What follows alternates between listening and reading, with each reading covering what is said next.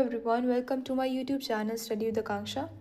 तो अभी तक मैंने जो भी वीडियोस वगैरह डाली यूट्यूब पे, ठीक है, किसी भी सब्जेक्ट के रिलेटेड, होप आपको सब कुछ समझ में आ गया होगा। ठीक है, तो नेक्स्ट अब हम चलते हैं मैथ्स के एक न्यू चैप्टर की ओर। उस चैप्टर का नाम है वर्क एंड टाइम।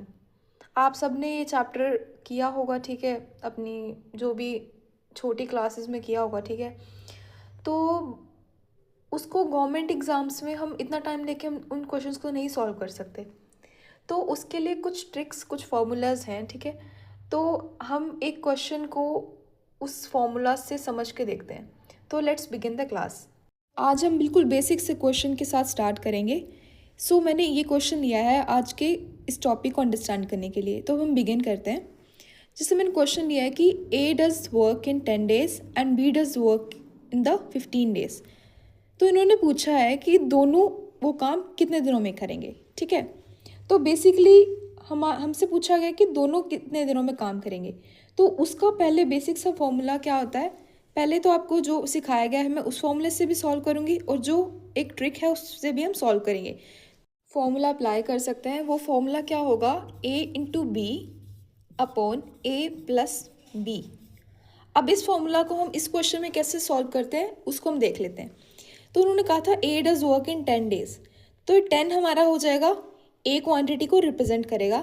ठीक है, और 15 हमारा रिप्रेजेंट करेगा बी क्वांटिटी को। अब हम उस क्वेश्चन को सॉल्व करते हैं। उन्होंने पूछा था तो ये फॉर्मूला हमारा कब अप्लाई होता है कि जब हमें दो लोगों के मिलकर काम करने का समय निकालना हो, तो हम इस क्वेश्चन को इस फॉर्मूला से सॉल्व कर सकते हैं।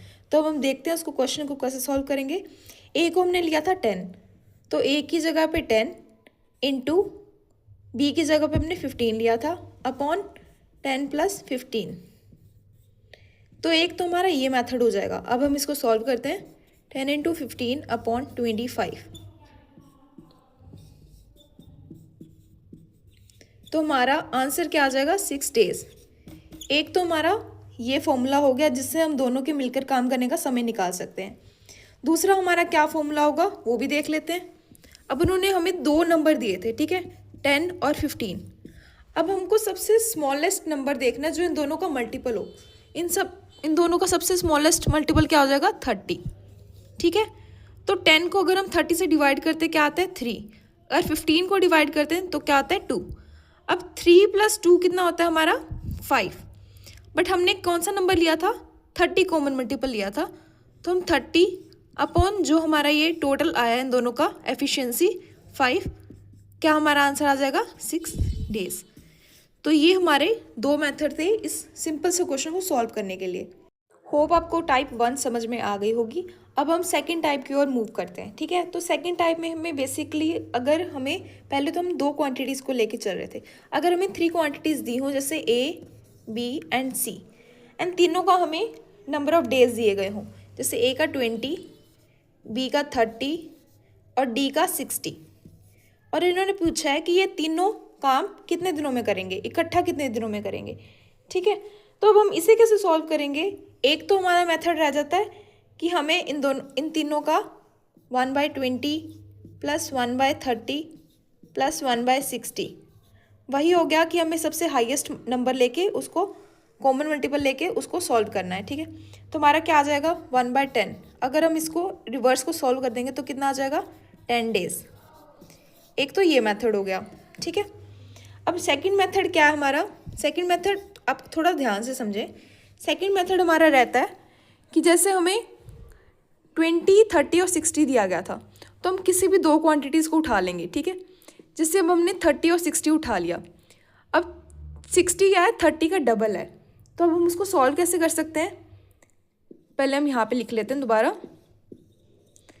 इन दो क्वांटिटीज़ को उठाते हैं, ये 60 है, वो 30 का डबल है। ठीक है, तो अब हम इसको कैसे सॉल्व करेंगे कि 60 को हम, डबल है तो वो 3 से डिवाइड कर देंगे, क्या आ जाएगा, 20। मतलब इन दोनों का क्या आ जाएगा, 20 days। अब हमारे पास क्या रह गया, 20 एंड 20। अब हमें क्लियरली दिख रहा है कि ये दोनों सेम है। ठीक है, तो अब हम इसको कैसे सॉल्व करेंगे, एक नंबर को उठा के उसका हाफ कर देंगे, हमारे पास आंसर क्या आ जाएगा, वही 10 days। तो ये हमारा इसका सेकंड मेथड था। होप आपको दोनों मेथड समझ में आ गए होंगे। फर्दर इनके जो भी मेथड्स इनके अदर मेथड्स कैसे हैं, जैसे उन्होंने बोला कि अगर हमारे पास डबल है तो उसको हम डिवाइड बाय 3 करेंगे।